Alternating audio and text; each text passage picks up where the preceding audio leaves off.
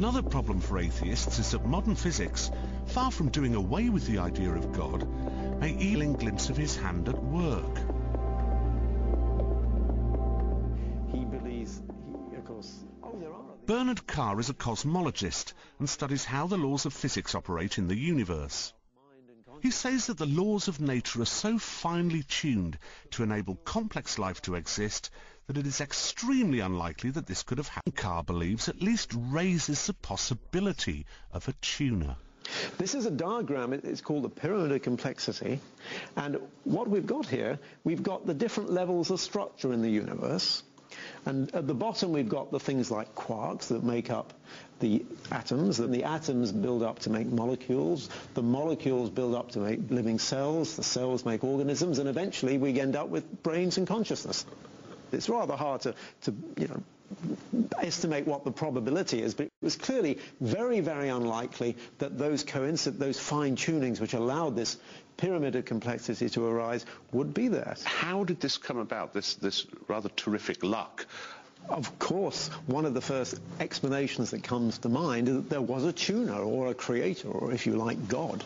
And obviously for people of a theological disposition, the idea that the fine-tuning is evidence of God, of course, is wonderful.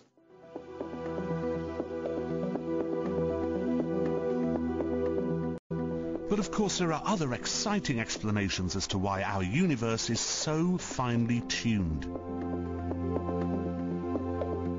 One such idea is the multiverse.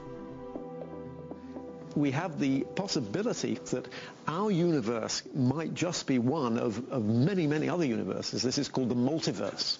To the average layperson, the notion of the multiverse stretches the imagination to a far greater degree even than the notion of a divine creator. Well, that's a very interesting point, because if you do have millions of other universes, if you do have this multiverse, it's clear that you no longer need the creator, because you can simply say it's a selection effect that we have to be in one of the universes which allows us life to arise. Now, in that sense, I think you might say that the multiverse is the last refuge of the atheist. This idea of a mean to explain away religion is a good example of the atheist's commitment to Charles Darwin. But I think they're pushing Darwinism too far, and I'm not alone. My concern about this is that it seems to be a scientific theory being expanded way, way beyond its acceptable intended limits. Darwinism here is not simply a philosophy of the emergence of biological species, but rather a way of understanding everything. Darwinism is universal. That's a very interesting position. It's one that I personally have some difficulty with, because I certainly do not see the Darwinian paradigm operating, for example, in the history of ideas.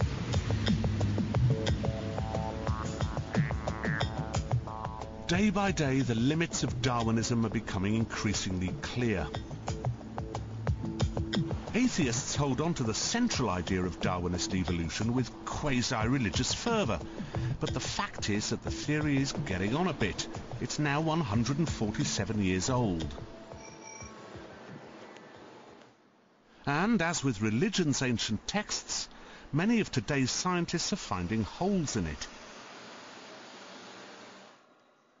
This is the Carnegie Museum of Natural History in Pittsburgh, Pennsylvania. Its fossil collection is seen by some scientists as challenging Darwin's theory of evolution. And Professor Jeffrey Schwartz is a scientist who is turning Darwinism on its head. Here we see... Schwartz says the fossil record suggests that species can appear suddenly. As well. In 1885 he does a study of Jewish boys. One chap who found such ideas particularly compelling was Adolf Hitler. David Stack runs a course called From Darwin to Death Camps. He believes the Nazis took Galton's ideas one step further, using them to justify the extermination of Jews. Is there a direct line between Darwin, Galton and Hitler? There's a direct line. Is Darwin responsible for what happens under the Nazis? No. Is there an intellectual connection? Then yes. Darwin removes the spirituality of mankind. He places man within nature. Once you do that, then you can begin to regard man as you regard animals and as you regard the plant kingdom.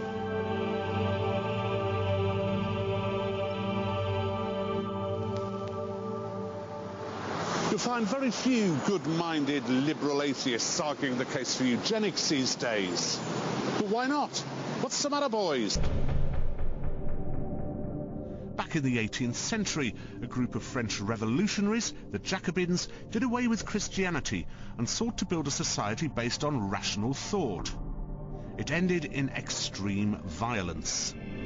Well, the first attempt to create a society consciously without God was made by the Jacobins in France in the 1790s with their cult of reason. It was part of a broader desire to sort of purify society. I mean, these were people, sort of deadly moralists, as it were, and you know, in order to implement their moral vision on earth, they essentially tried to destroy Christianity. The Jacobins' moral position left them in no doubt as to what to do with their ideological enemies. In Western France alone, they killed about 250,000 people who had attempted to adhere to the old religion. The Jacobins weren't having this. They just slaughtered them. The Jacobins were not unique. Burley points out that societies which have rejected God have not escaped mankind's violent nature. I think if you subtract God and you subtract the notion of an afterlife, then there is a real risk, particularly in the political utopianisms which we saw, which are so deadly in the 20th century. There's a real risk that you will attempt to create heaven on earth, go for a quick fix in the here and now, to have the arrogant illusion that you can remake man and woman into some sort of new being, and that invariably results in hell for ordinary people.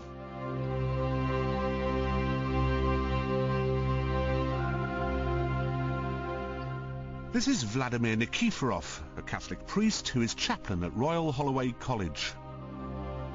He lived through this very same kind of hell in his Russian homeland, which was then a Marxist utopia based on reason. In 1974, Vladimir was drawn to God and became a Christian.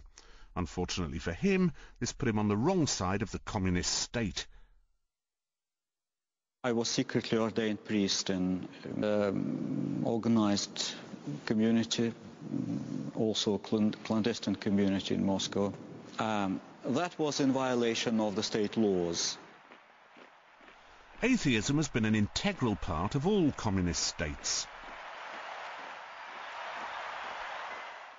The party demanded atheism in its rules. You can't be a party member if you're a member of any religion, actually.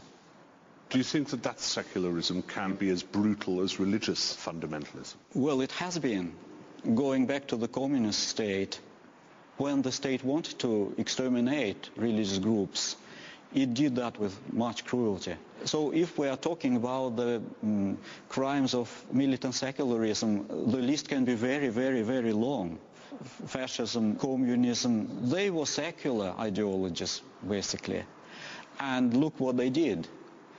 So in this case, who is talking? We are all ideologies or religions.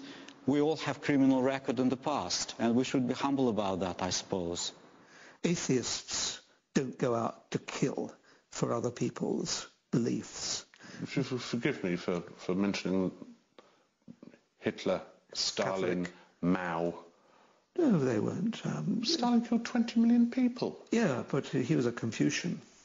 Oh, come on. That is that is wriggling of the most ludicrous kind.